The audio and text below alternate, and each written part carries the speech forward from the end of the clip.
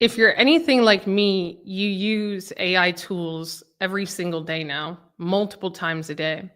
And prompting is a skill, and you've probably gotten really good at that skill, but we could always get better. So, in this video, I'm going to show you how you can use AI, how you can prompt something like ChatGPT better. And I'm going to show you 21 ways to do it. So we're going to look at 21 ways for you to prompt ChatGPT a lot better, or just any other AI tools that you're using. And we're going to do this based on the advice of Hiten Shah. Okay. I'm going to show you this X post and we're going to go through every single example. I don't have prompts ready, so I'm going to literally do this live. I haven't pre-thought any examples, so this is going to be really fun. But this post and how he breaks down how to turn AI into a second brain is one of the best threads that I have seen. And so I wanted to go live about it. I wanted to show you that he exists and to follow him. And I wanted to show you examples of how you could put his suggestions to use. So before we start, put the AI, your favorite AI tool of choice in the chat. For me right now, the one I use the most is ChatGPT, but you could apply using these frameworks or suggestions, principles into wherever you prompt, whether it's ChatGPT, Claude, Google Gemini, Manus AI, DeepSeek, wherever. So just keep that in mind. So let me bring up my screen here.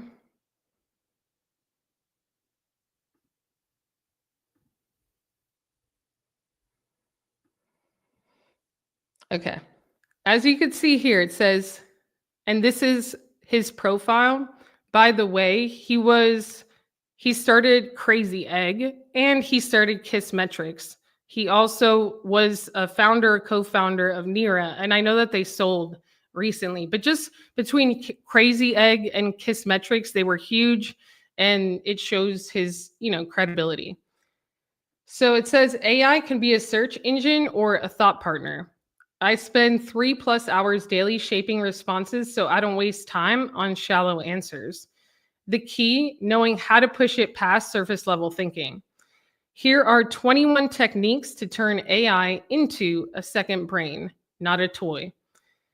He also has a Google Doc that you can see here.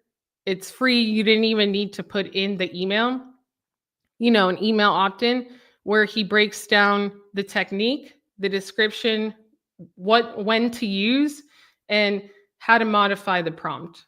Okay. So for the first one here, what we see is what he calls the iteration loop. So most people stop at the first answer. The best treat ChatGPT like a thought partner. Reply with, give me 5 alternatives, or make this more counterintuitive. The first answer is just a draft. The gold comes in the back and forth. I heard actually Sam Altman also address this, where he says that when they go out into the real world and they actually see people using ChatGPT, I think in this particular case, he referenced college students.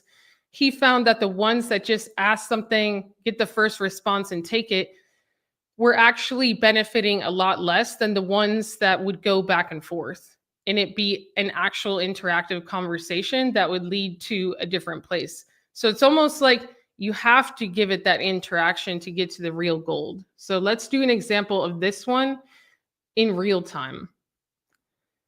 And then here it says refine and improve responses by pushing for multiple iterations, when to use, when you need a better version of an answer. Reply with, give me 5 alternatives. So let's just see here. I'm just going to give an example. I'm going to say,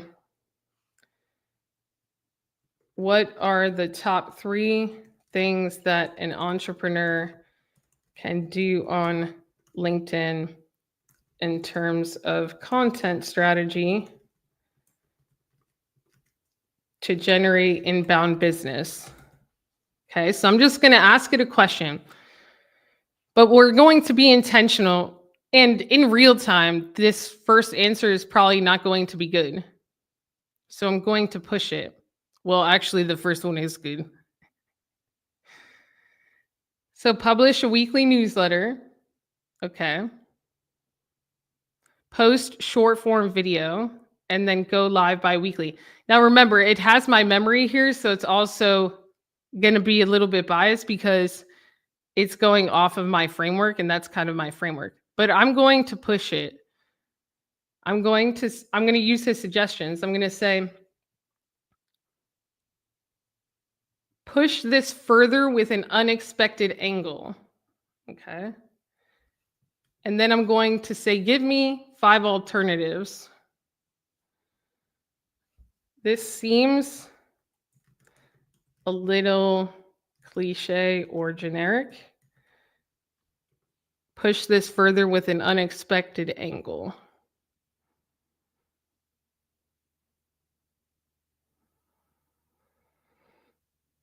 Publish client-created content.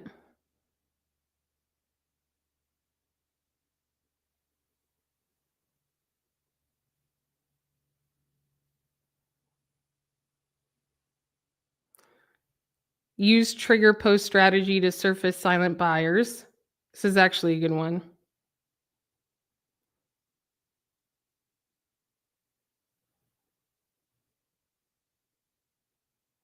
This is actually a good one for a lot of people on LinkedIn because your buyers on LinkedIn are probably less likely to comment or to reveal engagement.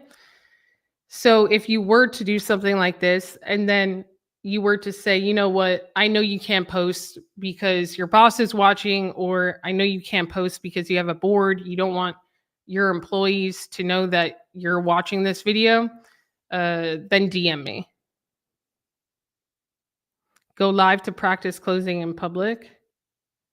Okay. And then I'm going to say, what are 5 alternatives to some of the client-centric posts that you recommended?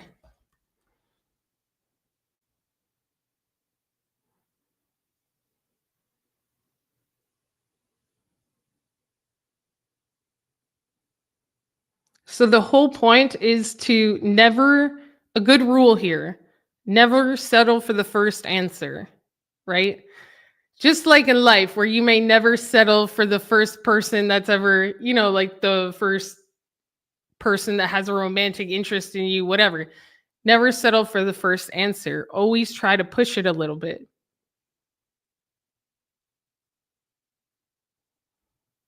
So here it says, before I knew this, tactical playbook posts, my friend said this, live experiment logs, and red flags. Call out something you see often in your industry that silently kills results. This one's good. Okay. So that's the whole point here is you never want to settle for the first answer. And then, if I wanted it to be completely organized, I could say, can you reorganize this info so it's cohesive for me?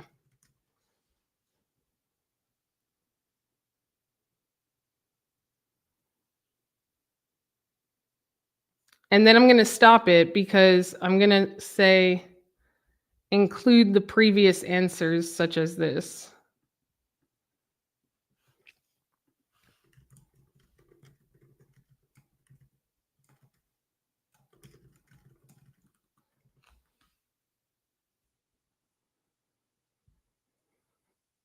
Sure, here's the cohesive content strategy playbook.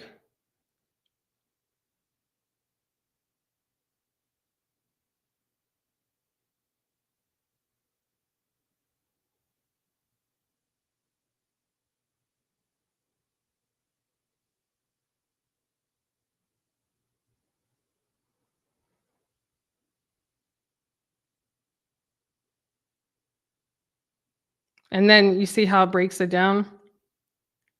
So that's a good one. Let's try the next one. So this is the first technique, which is a good rule of thumb is never settle for the first answer. All right. The red team. The red team exercise is the second one. It says, don't use AI to confirm your thinking. Use it to stress test it. I like this one, by the way. Try debunk this argument, or what are three major risks in this strategy? So what I'm actually going to do is I'm going to go to one of my YouTube videos. I'm going to grab a transcript. So I'm going to grab,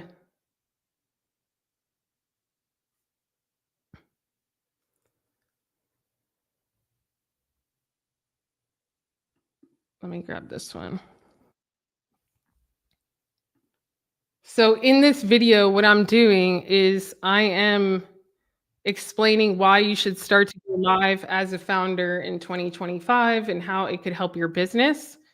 But what I'm going to do is I'm going to say, going to give it the transcript. And then at the bottom, what I'm going to do is I'm going to say, what are the three major risks? First, I'll say debunk this argument.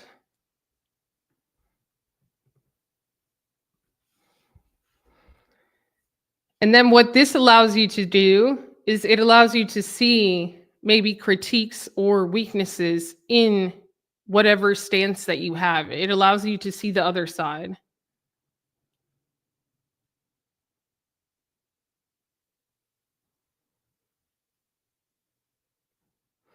Gary V says live shopping is the future. Gary has brilliant insights, but his predictions don't apply evenly across B2B versus B2C. Live shopping is surging in China for low ticket consumer goods, not 25K plus consulting retainers or agency deals if you're selling to executives. So people could say, oh, that's all. Basically what this is saying is people could argue that live video is better for product-based businesses versus service-based businesses.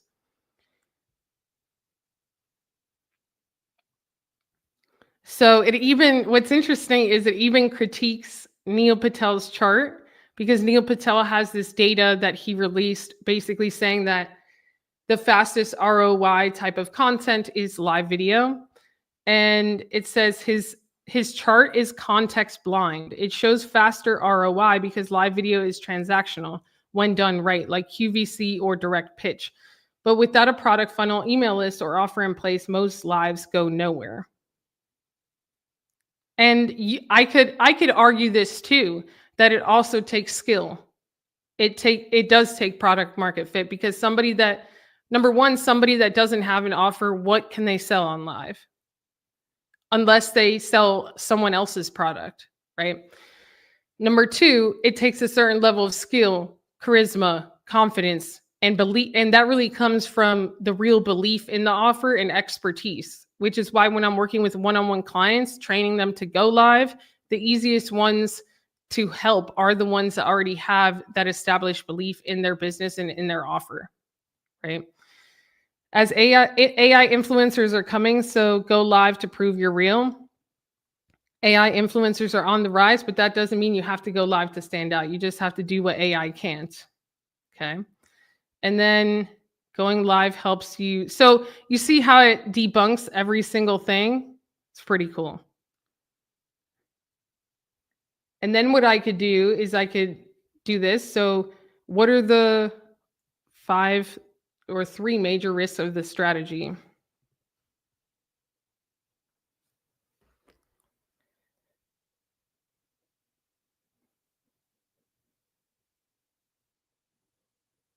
Okay. Now, why is this important for me to understand, right? Because there are probably founders and CEOs that are feeling this. Like, I keep seeing live video, but what if I do waste an hour of my time every week or every other week and it leads to nothing? This is also a thing. What if I go live, say the completely wrong things? It could actually turn into a liability. This is more, I would say this applies more to CEOs with hundreds of employees that already have a board and that have to be extremely careful about what they say, what they do.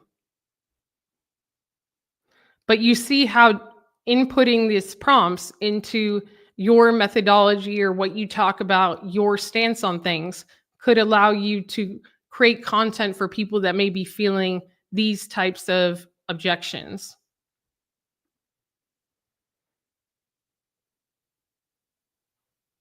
Put one in the chat if you're resonating with this. So that's the second way to prompt AI better, is what he calls the red team exercise.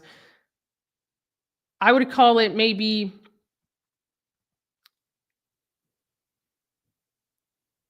the strategic critique exercise, right? Or, you know, arguing the other side, the strategic debate exercise. Okay, so the third one is called the expert lens. The wrong prompt gets a generic answer. The right one unlocks depth. Try answer as a VP of product. Where is it? At a fintech startup, or take the perspective of a behavioral economist. ChatGPT mirrors the expertise that you request. Okay. So what I'm going to do is I'm going to say,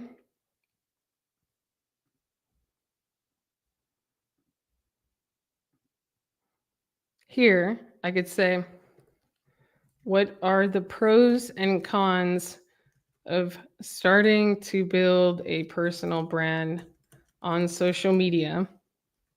I'm going to say answer as, we'll play with this a little. I'm actually going to say, what questions what questions are there around building a personal brand on social media? Answer as a founder CEO with 50 to 100 employees.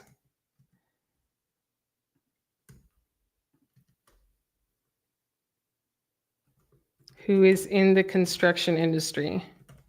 We'll just make it specific.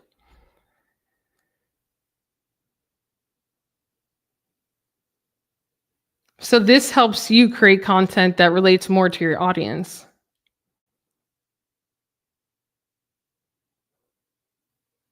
So how do I build a personal brand without looking like I'm trying to be a celebrity? How much of my day do I need to give to this? What do I even talk about? And these are actually accurate, because I work with some of these founders and CEOs, and the first question is like, what do I say? What do I share? What don't I share? This is a good one too. How do I make sure my content doesn't hurt the company's reputation? Will this actually help drive business? Should I be the face, or should someone else on my team do it? And then the next question is usually like, how do I get my team inspired to do it?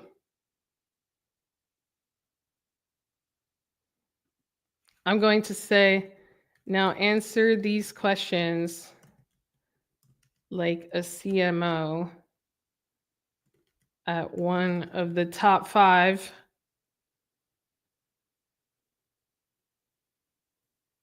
social media agencies.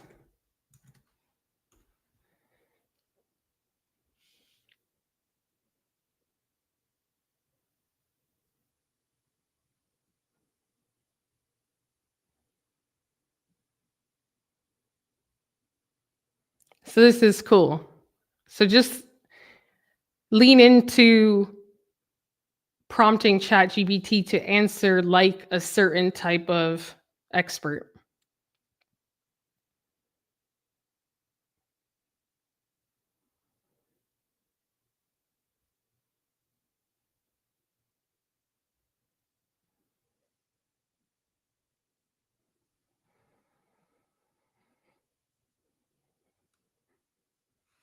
And then what I'm going to do next is I'm going to say, okay, now answer these same questions like Gary Vee would.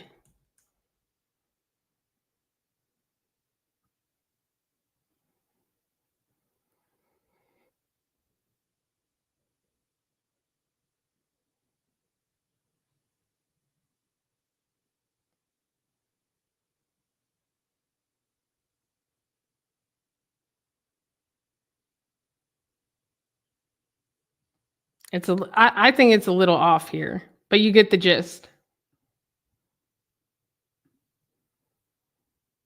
If you're liking this so far, put a 1 in the chat. So let's go to the next one. The knowledge stack.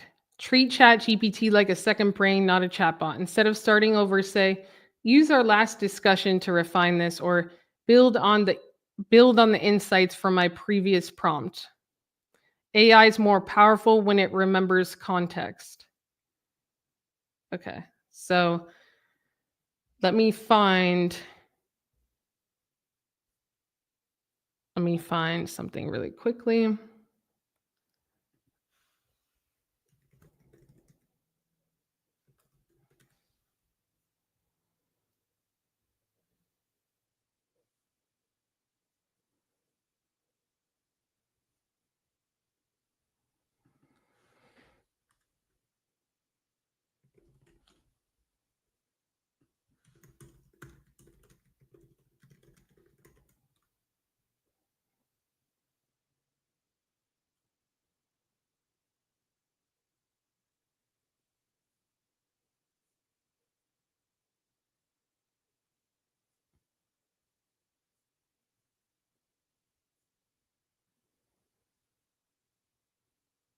Hold on.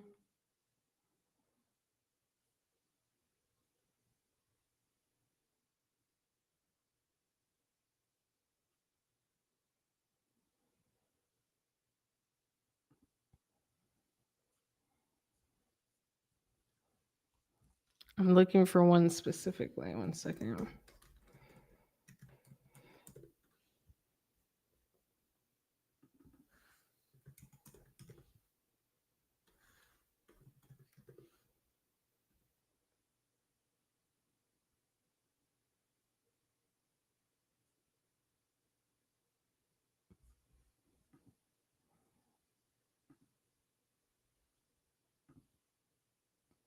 So let's actually do this one, the one we just did. I'm going to say,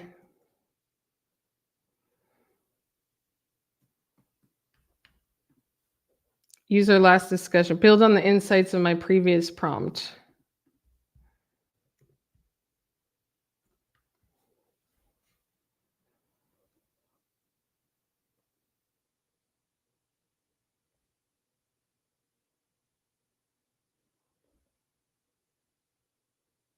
So this is actually really good. So what this does is it remembers the argument on the other side.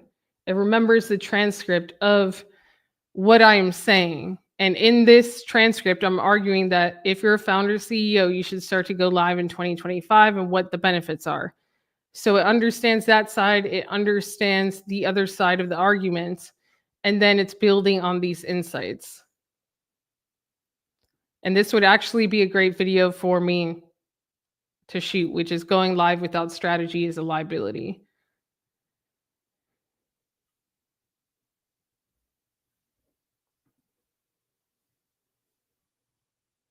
Which is it's good.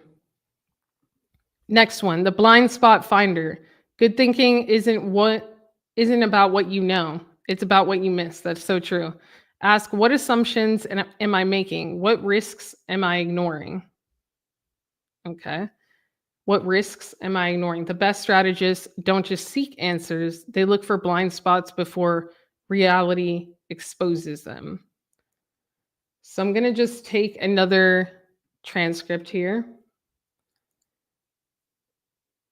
And I'm going to take one that's a little bit more based on strategy.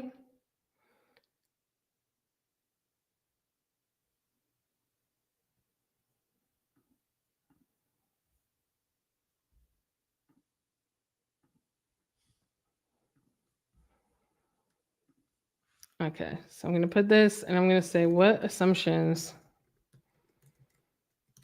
am I making?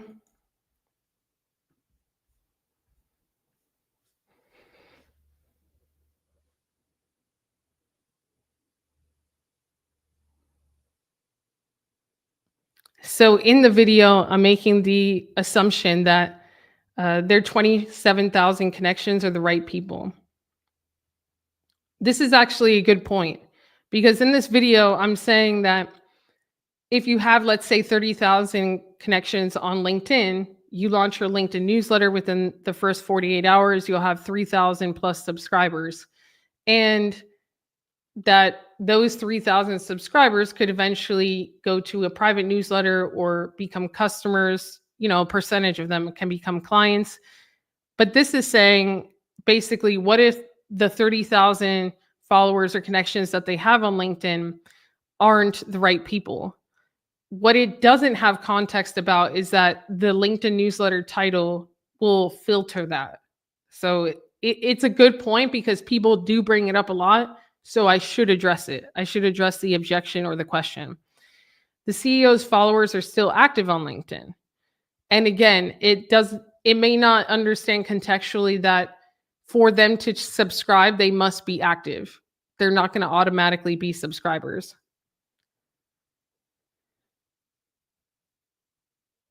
Okay, this is a good one. Assumes the CEO will hit the 10% opt-in of benchmark within 48 hours. Based on my experience, they do, unless they have been a complete ghost.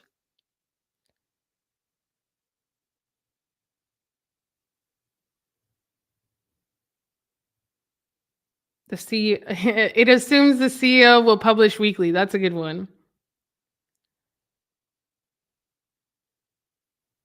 Okay, so this is good. And then what risks am I ignoring?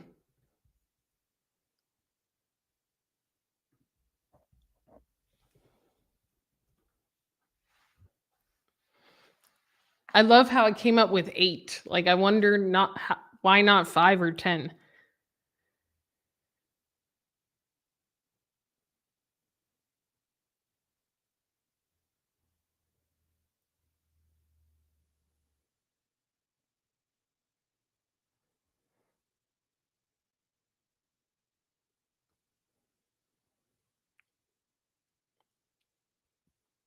This is good.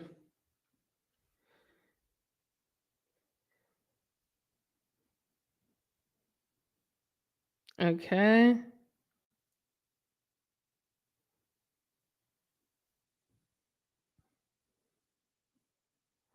So what I'll do is I could actually say, rewrite an outline for a similar question for a similar video that includes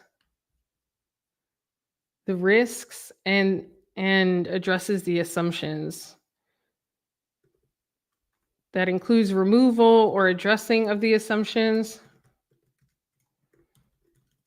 and that addresses the risks strategically.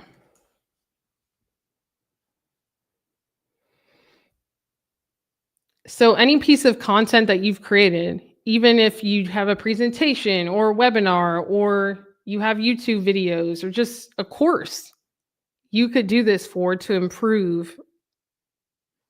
It's finding your blind spots.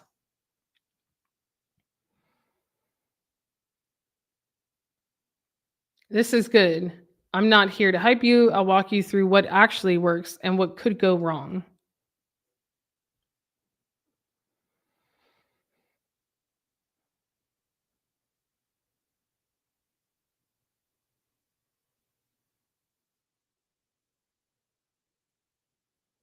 I like this because the number one thing I'd recommend isn't a content calendar or funnel. It's launching a LinkedIn newsletter, but only if these 3 things are true. Your existing audience is relevant, you're ready to publish once a week, and you have a clear offer. So you see how it addresses the assumptions and the risks. This is actually good too because it will filter. So if someone does have a relevant audience, if someone is willing to learn, at least, even if they don't know how today, is willing to learn how to publish once a week. And it could have said you're ready to publish once a week, even without a marketing team, or even without having a dedicated marketing team for your personal brand. You have a clear offer. those are the type of people that will resonate with the video and watch, and those are the type of clients that I want. So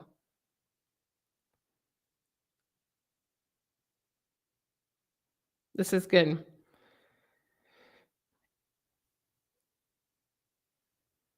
And then it says, would you like me to write a full YouTube transcript? So the blind spot finder is really strong. The remix method. If an idea only works one way, it's weak. Ask, explain this for a fifth grader, or rewrite this for a CFO. Then flip it. Make this sound more technical, or turn this into a tweet. Reframing ideas makes them stronger. I love it. So let's choose a different one. Hold on.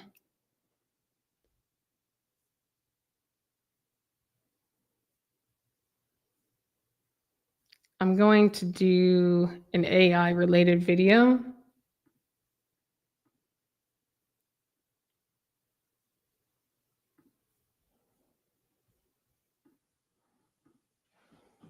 Okay. So here I'm going to say, explain this for a fifth grader.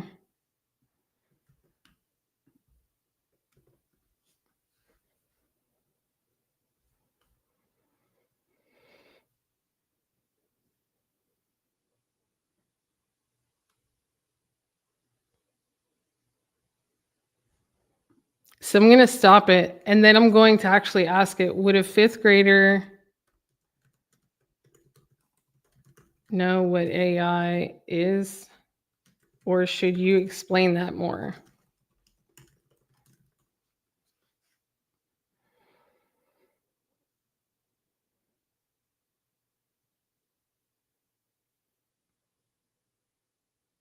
This is better.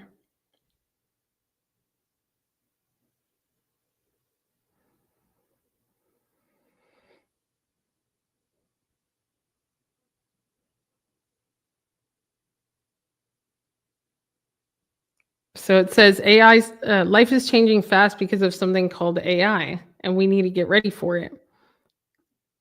AI stands for artificial intelligence. I'm actually going to say, explain why we need to get ready for it. Explain why we need to get ready for it. Explain why AI is making things change fast.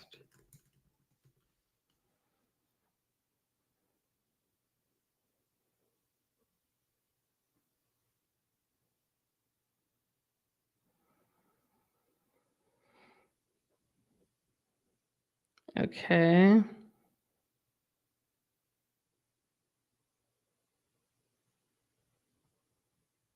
You see how this is better? So it says AI stands for artificial intelligence. Right now, AI is learning fast, like a kid who reads 10,000 books in one day and remembers everything.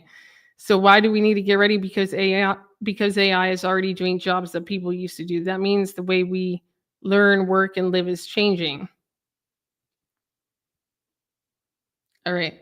So now I'm going to say, explain this like a high level CTO.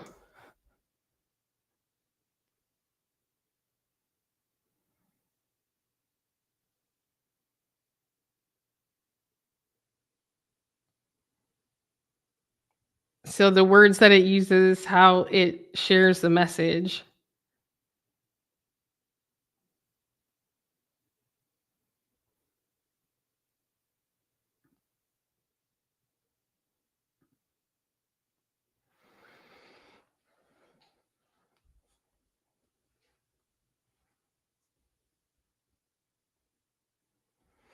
And then we could say, turn this into a tweet.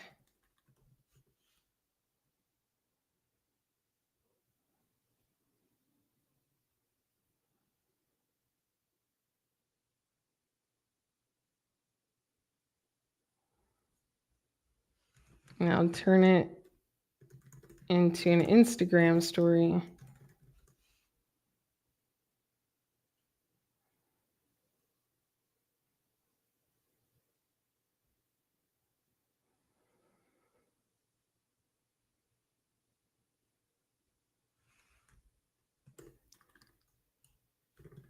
Turn it into a one sentence quote.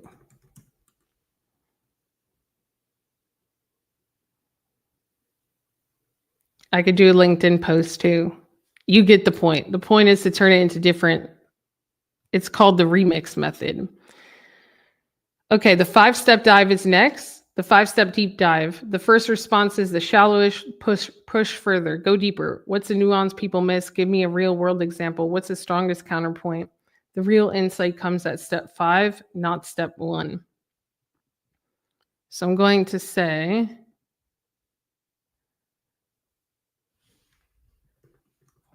what's the one thing I can do to grow my live audience on, let's say, YouTube?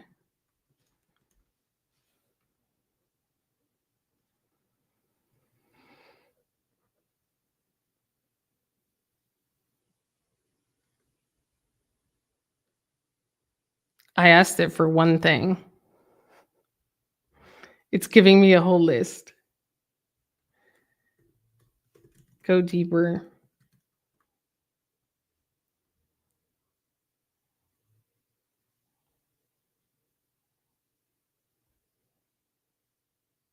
So this is a good point. You're not just trying to get people to show up, you're trying to get people to schedule you into their week.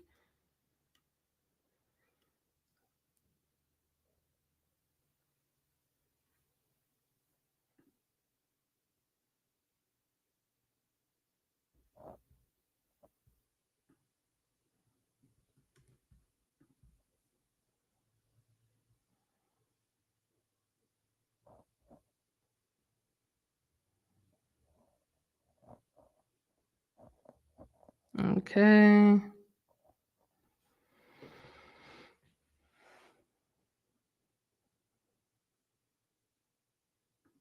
Okay, so here, what's the nuance people miss?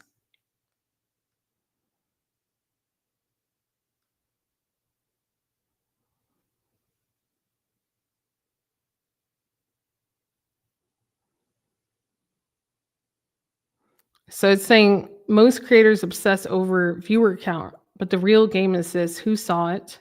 Alive with 37 high fit ICPs beats Alive with 3,000 randos who never buy. I don't know why my ChatGPT is talking like that. It's annoying. Design your live with conversion intent in mind. And then I'm going to say, give me a real world example.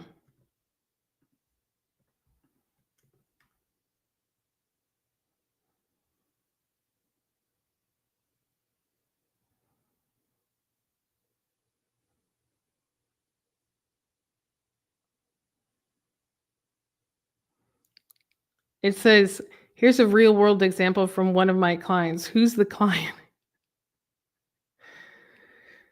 Is it just making stuff up? That's funny.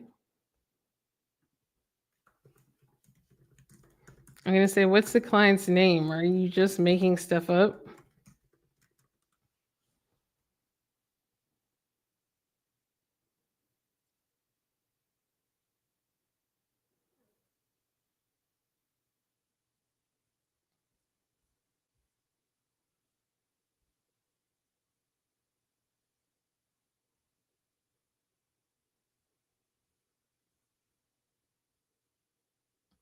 And then I'm going to say, give me a counter argument.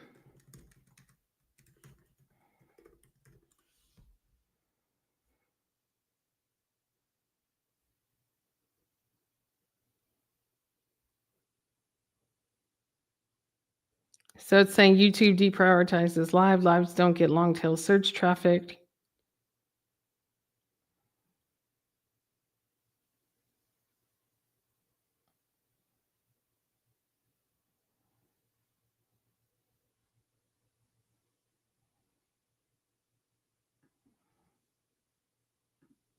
Okay.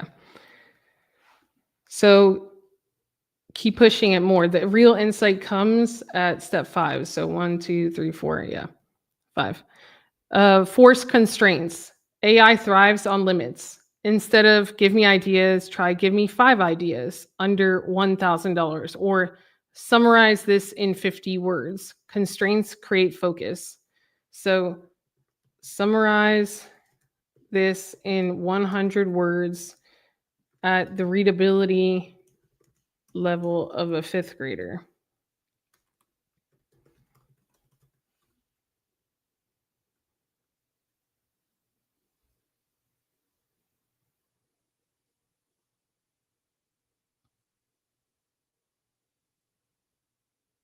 Okay. And then we're going to say, do the same for the counter argument.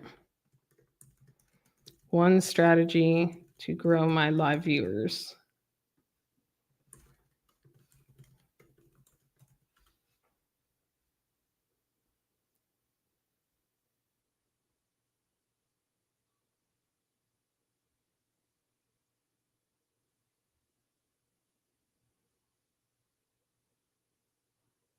If you want more people to watch your live, so did this. And then I'm going to say, make it 50 words or less.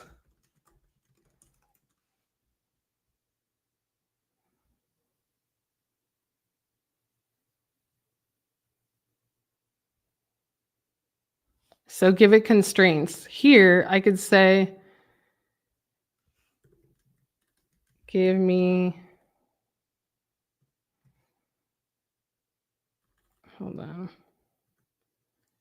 Give me the top 3 microphones for podcasters. And then we have to give it a limit. So we'll say under $250.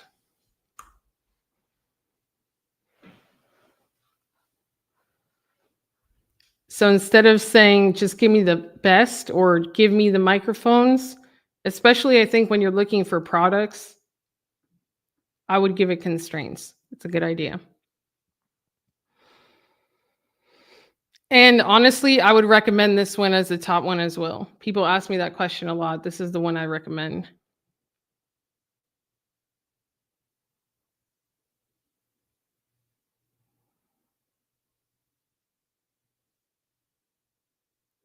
Okay, let's go to the next one. So that was force constraints, the decision matrix. Gut feelings don't scale. Use ChatGPT to structure thinking. Try make a decision matrix comparing XYZ with pros, cons, and risks. Most people debate options. Best break them down into clear trade-offs. So I'm going to say this.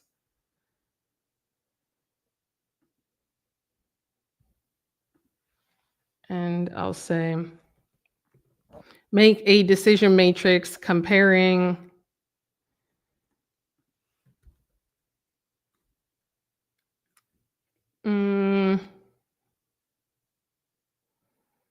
let's say comparing posting short videos on LinkedIn, YouTube, and Instagram with pros, cons, and risks.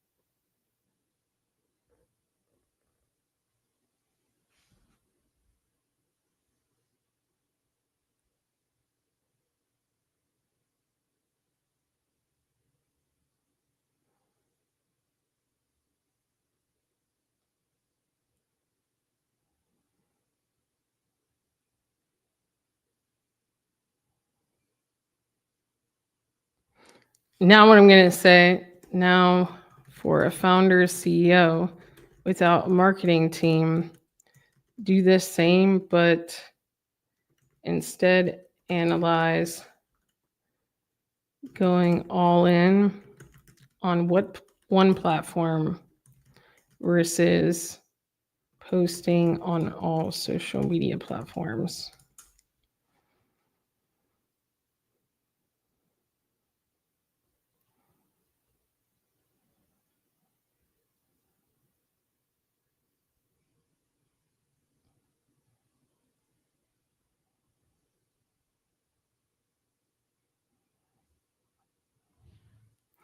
And then the next one, what we could do is we could assess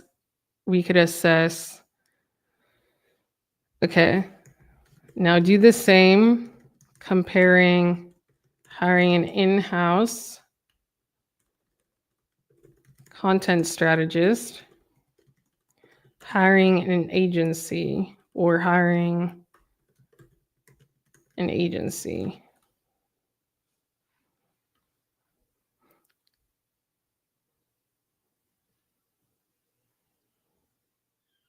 And then you see here that it does it. So it's good.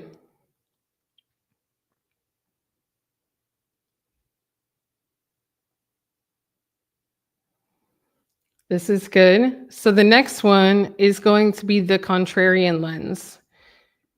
AI can challenge assumptions if you ask. Try, what would an outsider say about this? Or what's the opposite argument that could still be true? If you never pressure test your thinking, you are just looking for confirmation. So this is good. I would also say having a beginner lens is important. So what I'm going to do, hold on. I'm going to bring up one of my video scripts.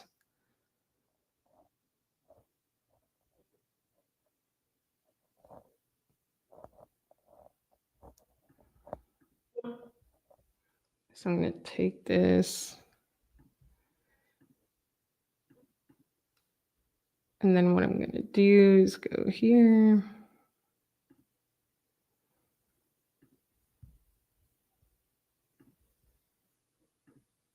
I'm going to paste the script and I'm going to say, what would an outsider say about this?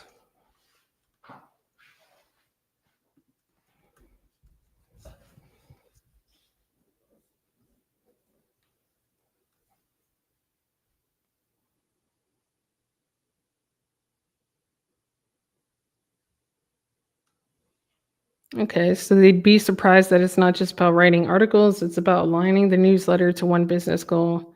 Wow, this is actually about list building and authority. This would have saved me months of trial and error. That's good. I guess this is like a pressure gauge for how good your content is coming across.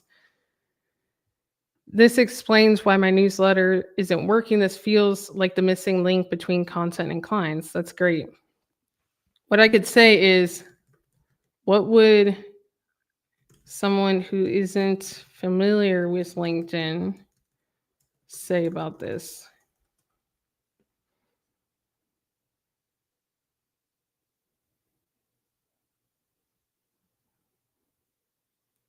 And that's pretty accurate. Wait, LinkedIn has newsletters?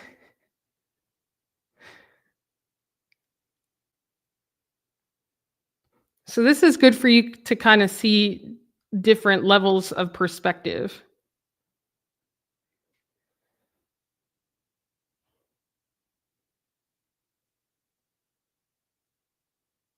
This is a good one because it's true. Do people actually read this stuff?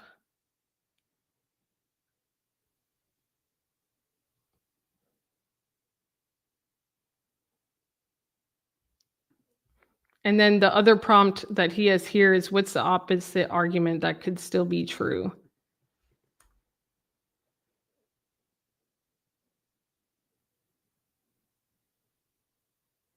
True.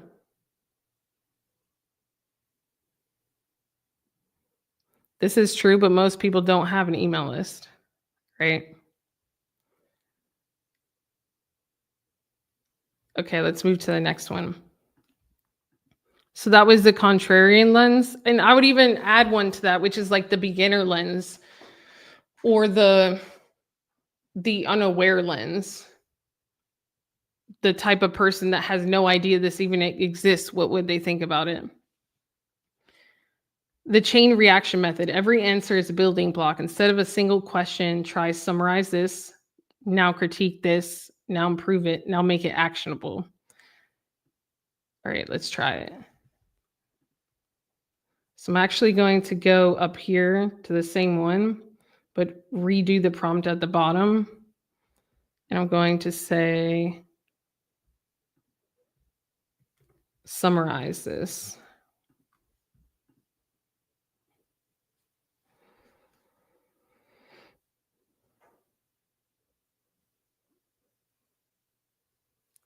Okay.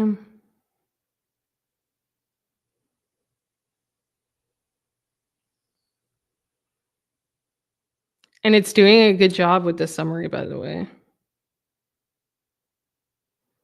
I could have used a lesson from the previous, and I could have said, summarize this in 250 words or less to give it a constraint.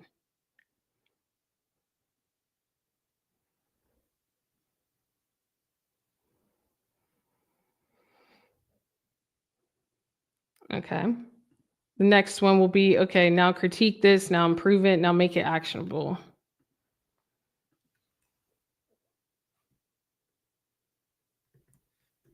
So I'm going to say, now add a critique for each point as a bullet point under the summarized number.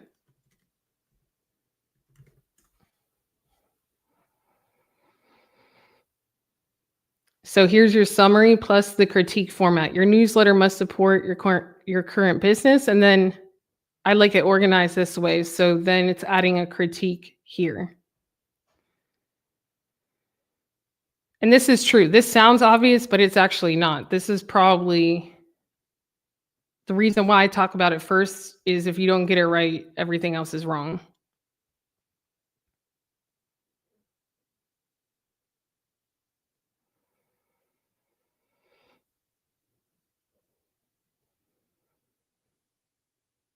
This is good.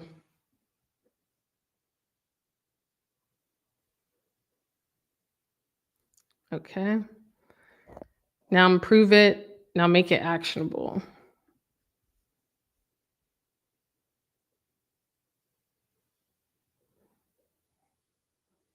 And you could even add like improve this for enter your prospects, right?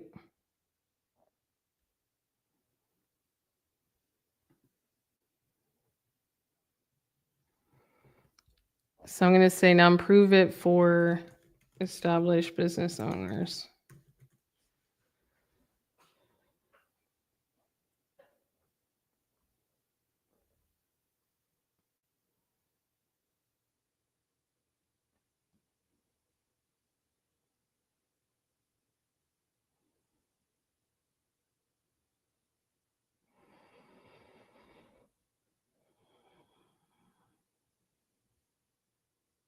Okay. And then the next one is I'm going to say make it actionable.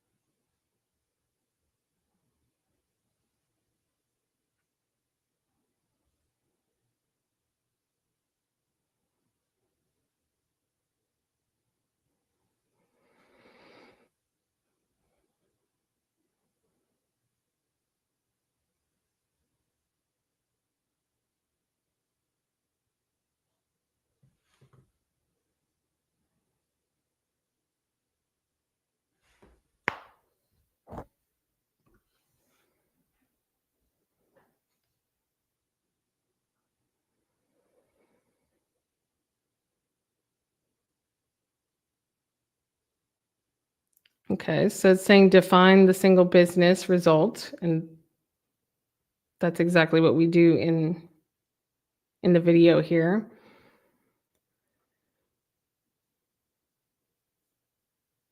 But it's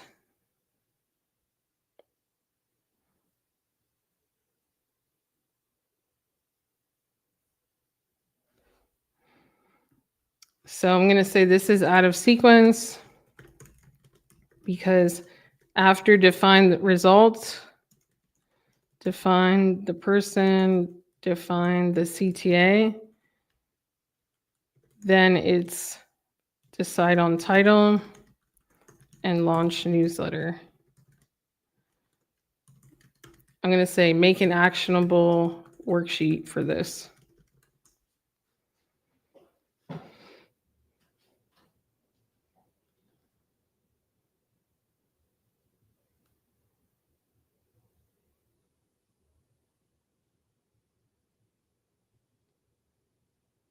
Much better.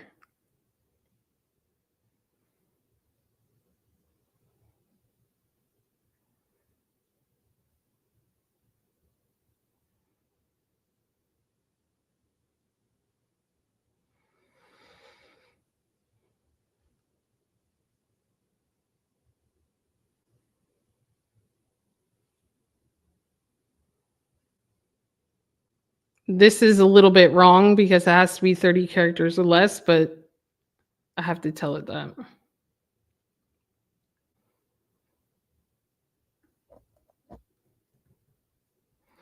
So I'm gonna say instead of just saying this, because it's saying launch with leverage, you know, and there's no need to pre-prep because LinkedIn does all of the distribution for you. So this is wrong. So instead of saying this, I'm gonna say focus on this, provide a few YouTube video resources on how to launch your LinkedIn newsletter that they can watch. And also, the posting is not necessary because LinkedIn distributes the invites.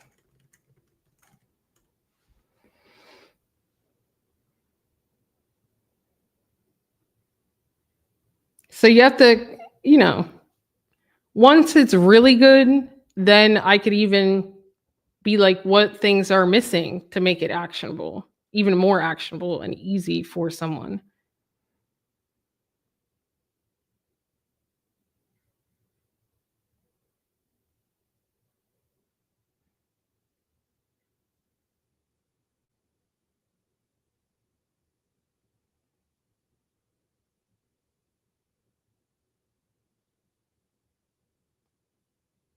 So this isn't really that right either.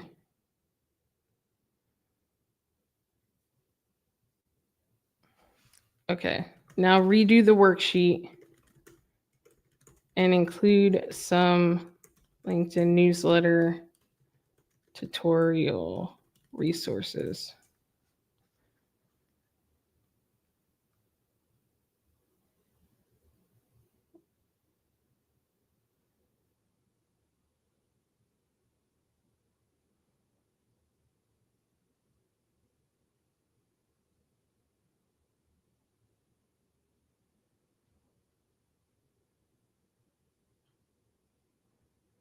Okay, step 1 is good. Step 2 is good.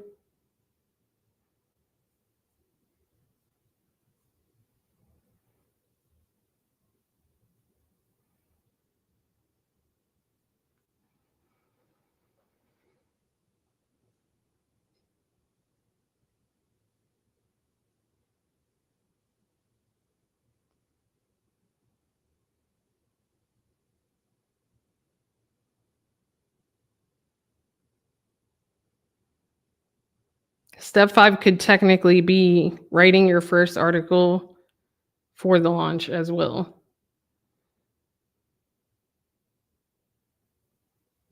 Okay.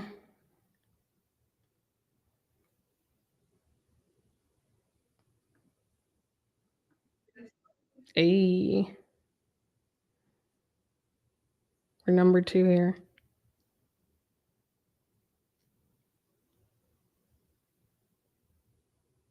And then I wouldn't want this because this is just going to confuse them, right? So I would just want them to get to the launch so you can make it actionable.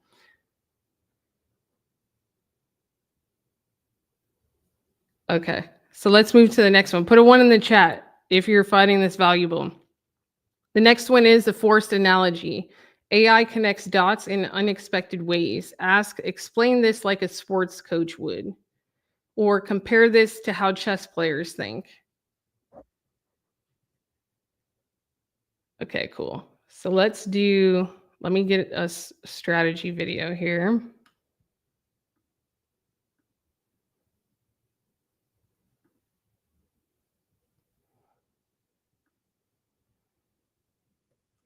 I'm going to put the transcript, and then I'm going to say, compare this to how chess players think.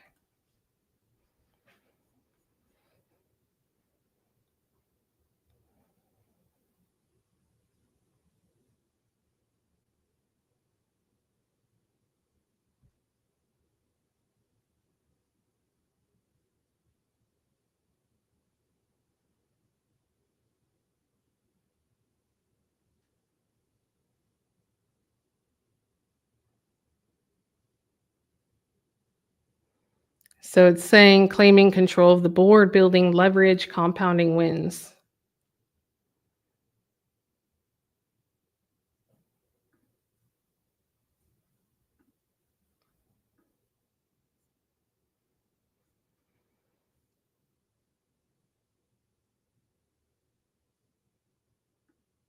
And I'm going to take this one, which is a little bit more of business and less LinkedIn. And I'm going to say, explain this like a sports coach would. I'm going to say, explain this like a pro sports coach would.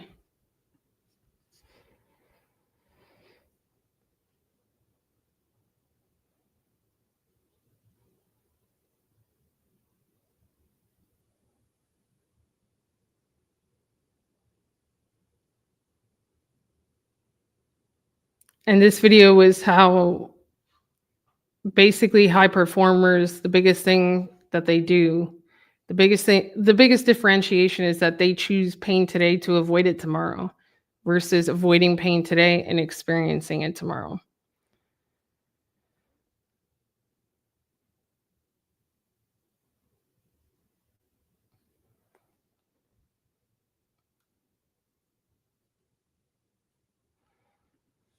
I'm going to say, explain this like a war strategist would.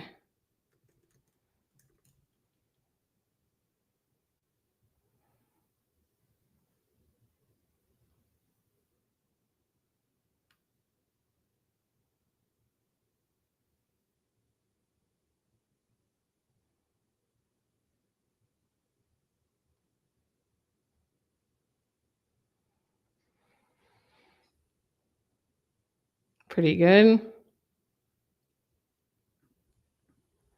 The persona flip. AI defaults to the dominant perspective. Flip it. Try, explain this from the viewpoint of a skeptical CFO. Or write this as if you are a customer who just churned. So I'm going to say,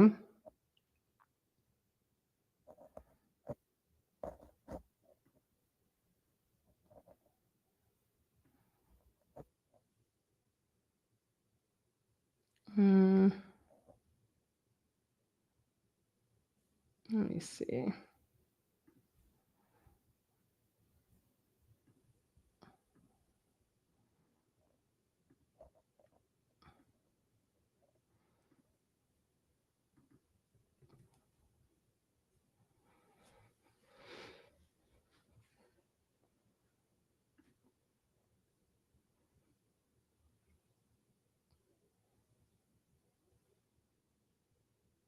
Okay. So basically, this is asking, these were the questions that we asked it to come up with as a CEO with, I think it was like 250 employees or something, 100 employees in construction. And then I just said, okay, well, address this or write this as if you were a customer who just churned. And then it took more of my time than expected.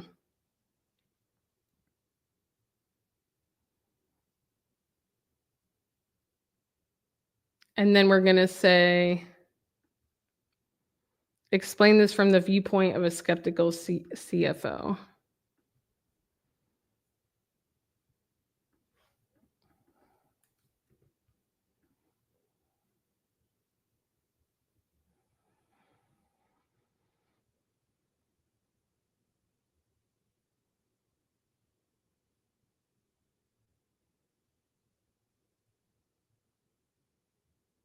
So the main thing to see here is the repeated pattern on time in this specific one. So if I were to do marketing around this, I would have to really address that strategically.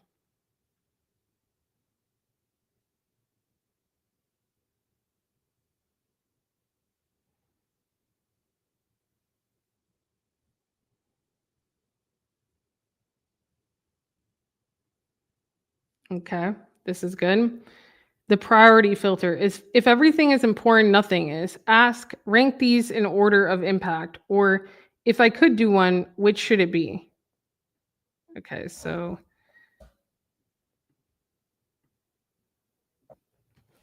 here I'm just gonna say,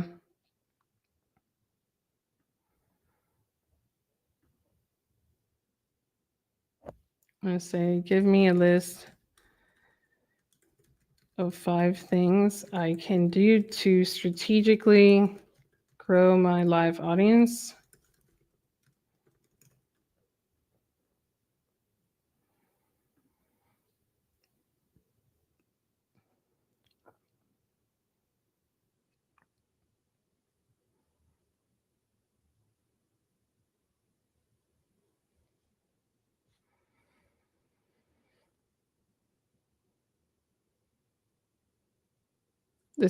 These are all pretty good, by the way. So it's basically saying same time, same day, promote with a value first hook, use emails, feature guests who have their own audience, and then I'm going to say rank these in order of impact.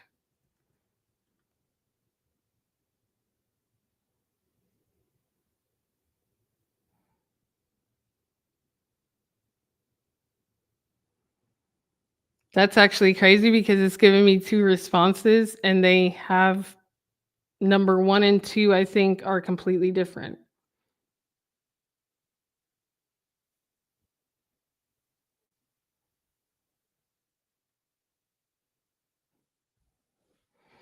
I'm going to force it to do it again.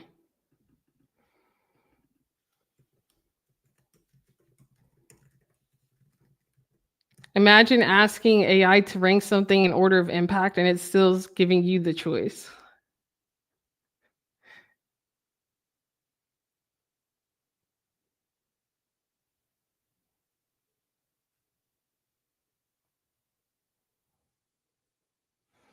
I'm going to push it kind of like we've been learning. I'm going to say explain why you chose that as number 1.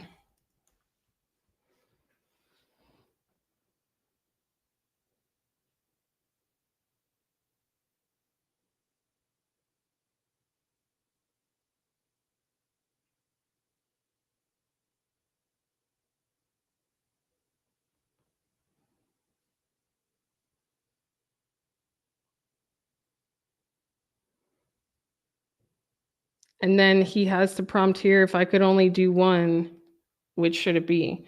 So I kind of already asked that. So I'm going to say, are you 100% certain? Actually, I'm just going to ask this and see if it clarifies.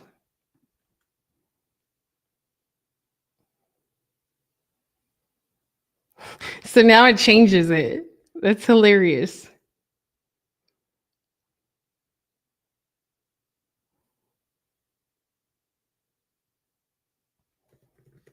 I'm going to say, but you just said audience.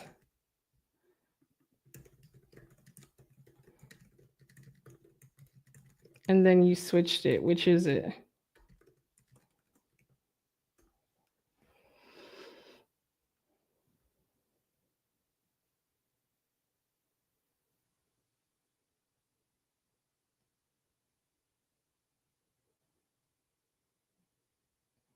Okay, so it's being more specific here, which is good, right? This is the reason we push it. So it says if I want short term growth, then I focus on interviewing people with an audience. If I want long term authority and lead flow, then I host a recurring live show, same time, same day.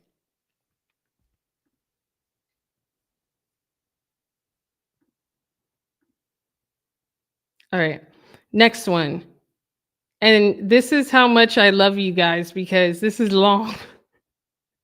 And I'm going pretty deep in this. If you appreciate this, put appreciate in the chat. I think we have probably like 8 more. Not too many. The gap finder. You don't know what you don't know. Ask, what are 3 questions I should be asking but I haven't? Or what's missing from this strategy? So let's just use this same chat.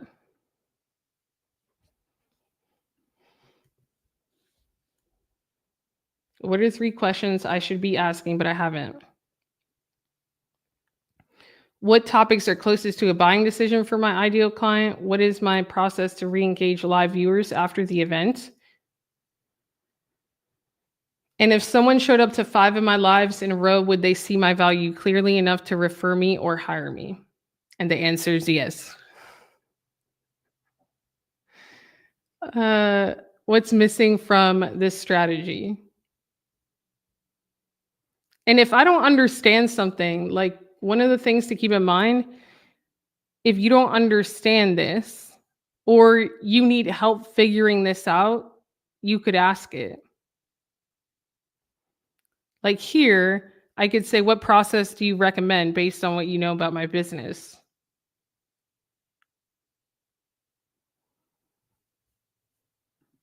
And then I'm going to say, what's missing from this strategy?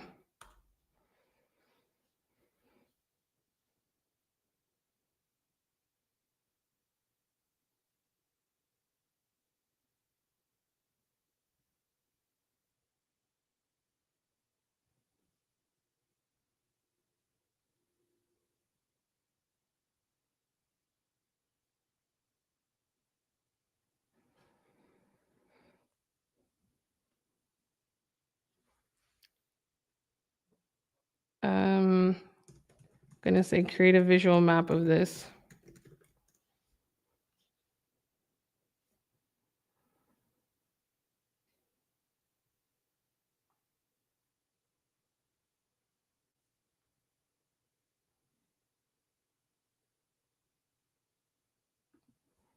Okay, so while that one's going, we can go to this one. The stress test. AI defaults to clean logical reasoning, but real world ideas break under pressure.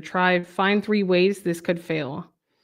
Or where would this idea collapse under real constraints? Okay.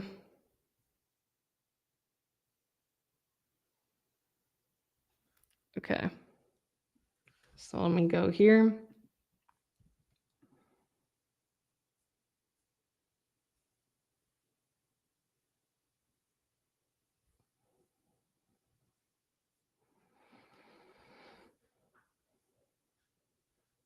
And let me see.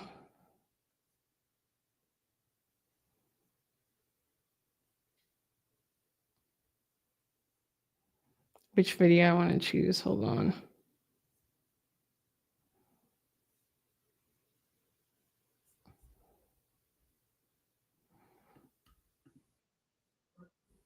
Actually, I'm going to do this one. Okay.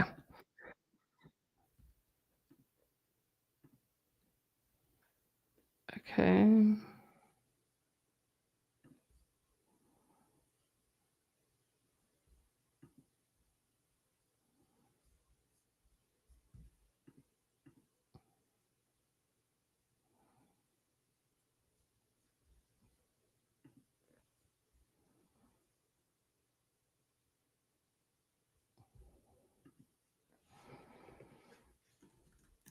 So here I'm going to share a video where I'm explaining the difference between the LinkedIn newsletter and Substack. But really what it is the difference between your LinkedIn newsletter and a private email list.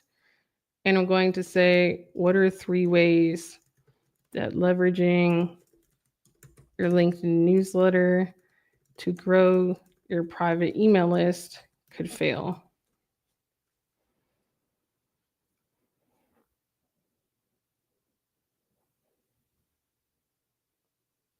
And that's true. You should, by the way, you should have a call to action in every single one of your newsletters. I talk about this as well in other videos, so that's good.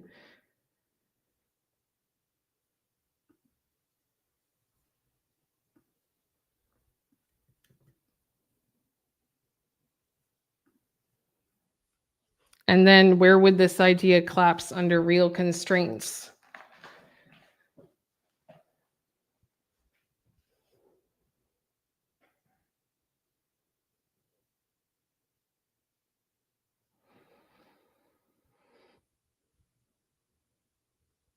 So I should do a video about this because what it's saying is you think about adding a CTA or cross promotion as just one more step. And it's trying to say that in reality, to build your private email list, you're going to need to manage just another second platform, which is true up to a certain degree. But in the beginning, you could actually just use your LinkedIn DMs. So I could even do a video about, getting your first 250 emails just from your LinkedIn newsletter to LinkedIn DMs.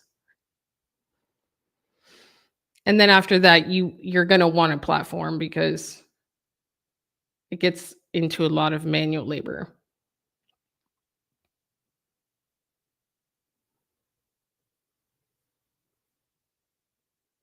Okay, that one's good. So that's the stress test. The break and build. Instead of refining an idea, destroy it and rebuild it stronger. So list all the weaknesses in this, then now reconstruct it while building. List all the weaknesses in this, then now reconstruct it while fixing those flaws. So I'm actually going to create a new chat. And I'm going to say, I'll say like point of view or argument. You can use content to DM without a website or funnel to get your first 250 inbound emails to your private email list or to start your private email list. And then I'm going to say, list all the weaknesses in this.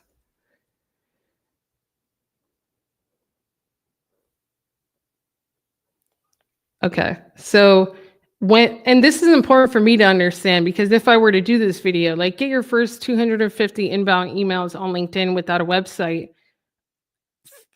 it would be strong if I addressed these weaknesses.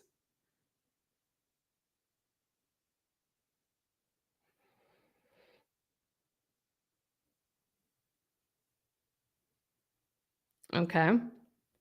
And then the other prompt he has here is reconstruct this while fixing the flaws.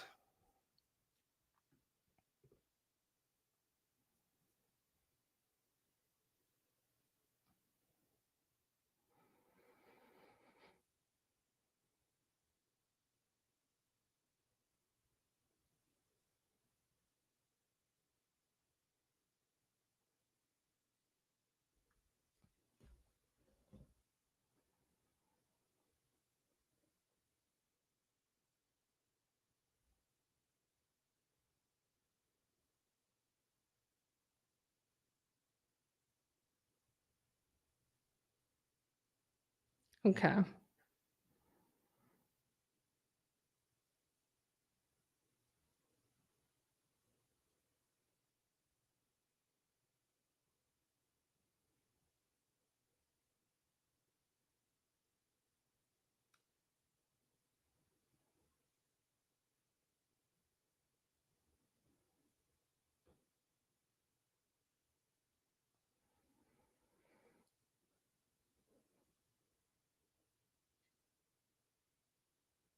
This is a good one. Plan to transition at 100 or 250.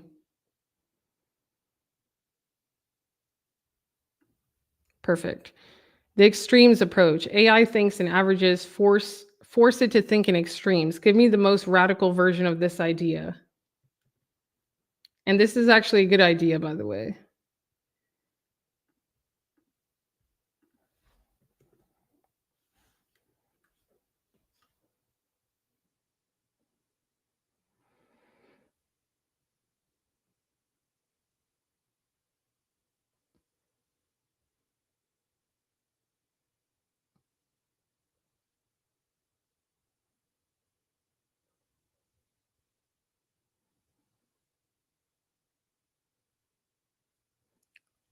So this is actually interesting because it says the most radical point of view for this idea is you don't need a website.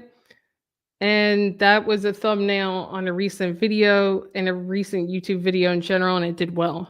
So that just goes to show like when you take a stance on either side, people will pay attention.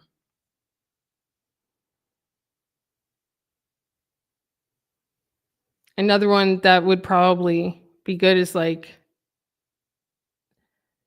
there is no perfect funnel or don't waste money on a funnel, things like that.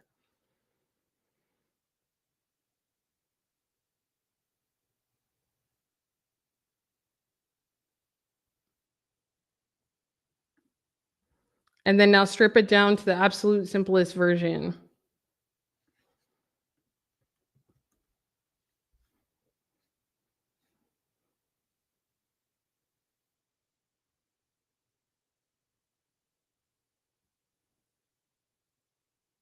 There we go.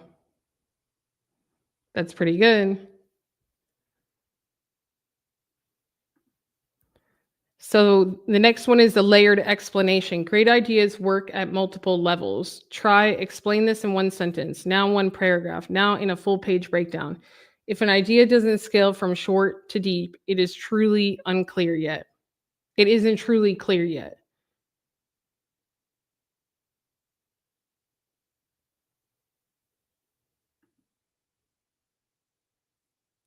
Okay, so what I'm actually going to do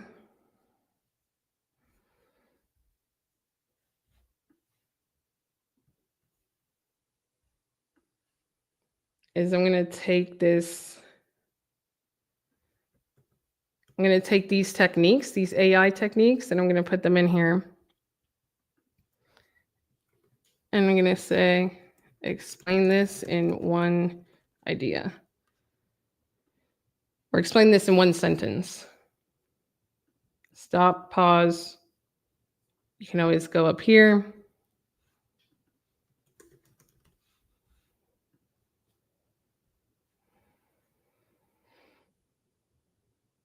So this is a toolkit of 20 advanced prompting techniques to help you think better, test ideas harder, and sharper, more strategic responses from AI.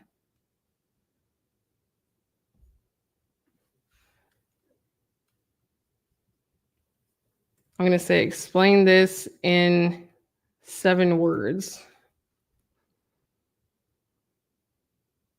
Prompt strategies to sharpen thinking and output. Explain this so a 5th grader could understand.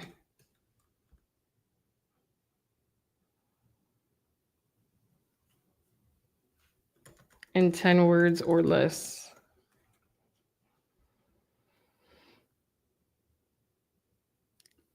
And this would probably be something that would resonate like on social or on a landing page or something, like smart ways to ask AI better questions for better answers, right? So you could drill it. And then I'm going to say now one paragraph, now in a full page breakdown.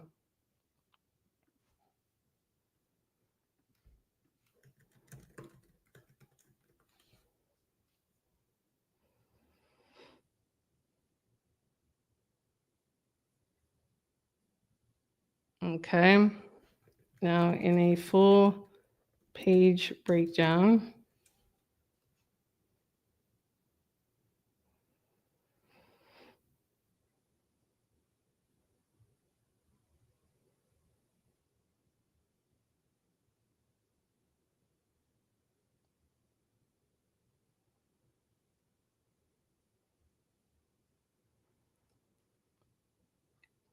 And it'll go through it. And then I could say, now in an outline.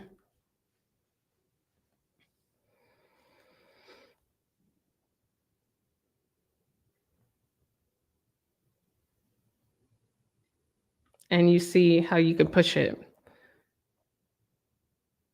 Okay, the style shifter. A message is only as strong as how it lands. Ask, rewrite this with more urgency, or make this more persuasive to an investor.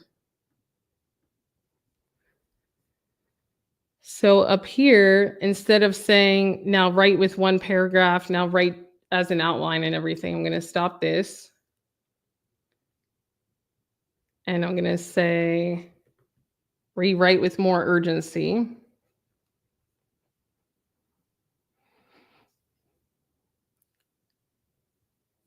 And you see how I changed it? So instead of saying smart ways to ask AI better questions for better answers, ask smarter questions or waste time on weak answers.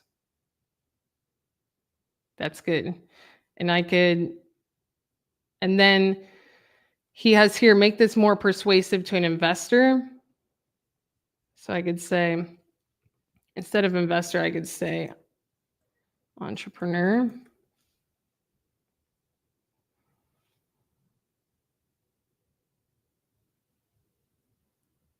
I'm going to click,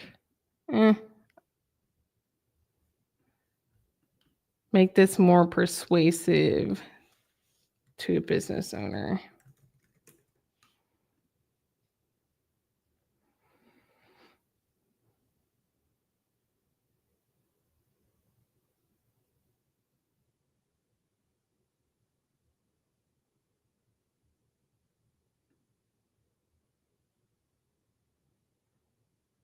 I don't know. I still think this is better. So you may want to just verify the messaging that it gives you. And I could say, like, make this more persuasive to a business owner who isn't tech savvy.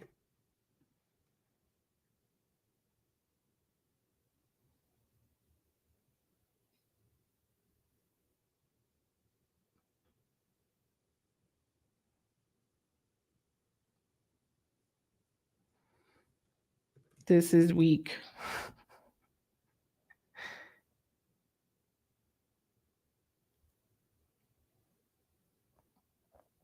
I still like this one better. The negative space. People, and I think this is the last one. So the negative space, people focus on what's there. The best focus on what's missing, what isn't being said, or what's implied but not directly addressed.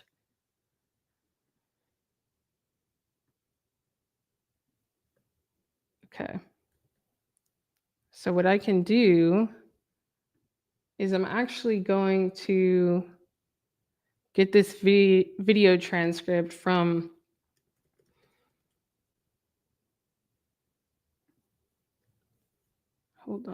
from Gary Vee that I watched recently that was really good.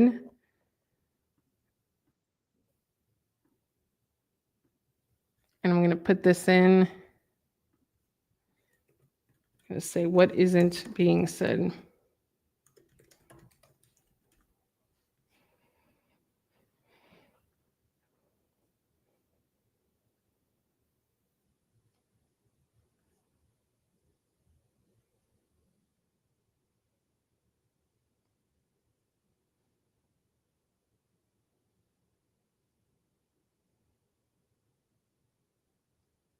And I don't think this is necessarily true. He does talk a lot about conversion.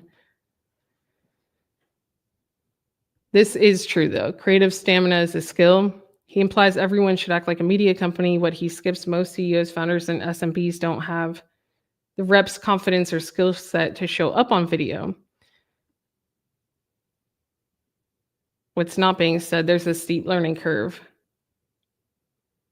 And it's not necessarily that they don't have the confidence here. So this is what it came up with. I said, what isn't being said? And it says execution without strategy is burnout.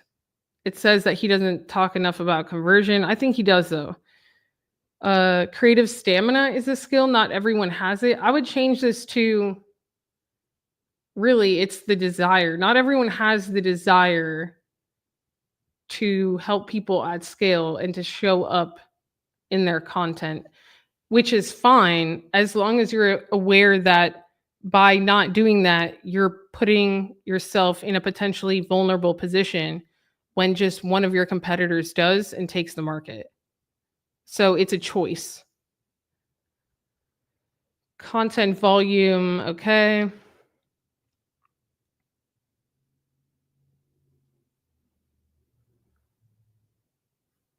I think anyone can win.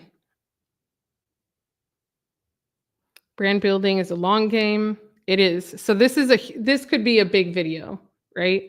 The reason why some people will say, social media or like branding didn't work for me or whatever is because you did 6 posts and you quit.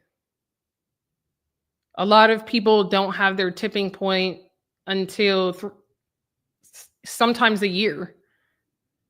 So in my case, I went from 30,000 followers on LinkedIn when I had my first big tipping point. That took me, I think, 14 months. And then the next month I reached 100,000. So I've helped someone get from 2,000 followers. I think the 4th month she was at 5,000 followers. The next month, the 5th month, she was at 100,000, right? But the amount of work that she put in those first 4 months was not a joke, right? Same thing with another founder, helped him get to 100,000 followers on LinkedIn in 9 months. And that tipping point happened. 8 months of work. I think he started at 5,000 followers, and we were probably like at 20 or 30,000 by month 8. And then the next month hit 100,000. So this would actually be a great video. People do quit too soon. And the most tragic examples of this are when the founder CEO is actually in the trenches, actually has really solid beliefs and stances that could potentially go viral if they were to stick at it, that has the resources that could potentially blow up for real if they stuck with it for 6 months, but they just, they don't make it a priority. Those are, to me, are the saddest cases. And then on top of that, if they actually have the charisma to communicate the message, it's like knowing a diamond is a diamond, an extreme, like this huge diamond, but it's like covered in dirt or something, like all it would take is like a glass of water to pour over it and for it to start to reveal itself, but it's just not a priority. Okay. And then what's implied but not directly addressed. Let me see if I did this one. This would be the last one.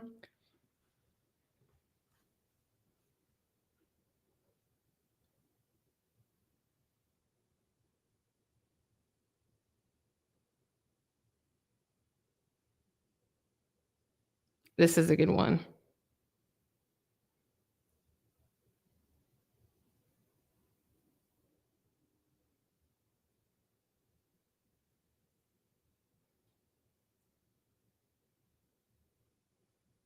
This is a really good one. And that one was called the negative space. And then want to use these techniques like a pro. He has this. So if you go and follow him on X, this is what the Google Sheet spreadsheet looks like, and you could just grab it here. I would definitely go follow him. He has great content and insights, one of the best that I've seen on X. And bonus, how to create your own AI shaping techniques with these 5 rules: spot the pattern, force iteration, break AI's defaults, use constraints, stack context. And then it goes through the 21. So if you enjoyed this live, put 21 in the chat. I think it was very useful. Not many people go this deep into how to actually prompt. And I think that it was a phenomenal resource that I wanted to go through. So much so that I went through the live. And if you found this helpful, there's at least one person that you know that uses ChatGPT every day, whether they use it for their business or their personal life or whatever. This really just is a masterclass on how to get better results from it. So I would appreciate if you just shared it with one person. And for those of you that want to grow on LinkedIn, I'm having a 4-day masterclass next week. Go to yougrow.club and register. we're gonna be using some AI tools, some ChatGPT with how to actually become consistent on LinkedIn for the long term. But really only show up if you're the type of person who wants to take your personal brand seriously for the next 6 months and isn't going to quit after 6 posts. And specifically, this masterclass is for business owners. So thank you so much for watching. God bless you, and I'll see you next time.